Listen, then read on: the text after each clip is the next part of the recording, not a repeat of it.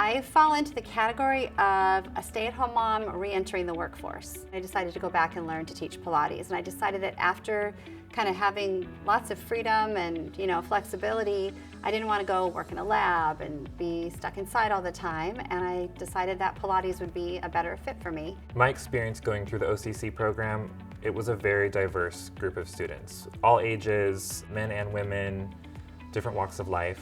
Pilates Instructor certification program gave me an avenue to start a new career in a totally different field once my kids were grown. We definitely got all the training we needed to just walk into a studio and know what to do.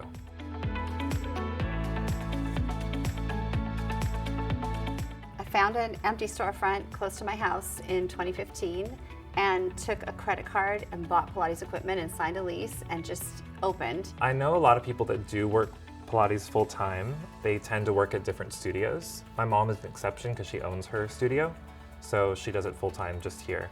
You're going to make money, you're going to have fun, you're going to meet lots of interesting people, you're going to help them improve their lives, and that is really rewarding.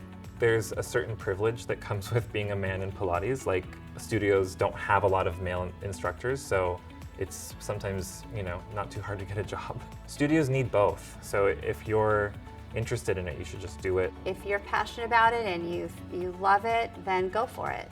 And with OCC, it's pretty affordable. I know that there's funding available for people. There's a scholarship given out every year to one of the students in the program, so there's always a way to make it work. It's a great career choice. It's a great place for anyone of any age because Pilates is for everybody.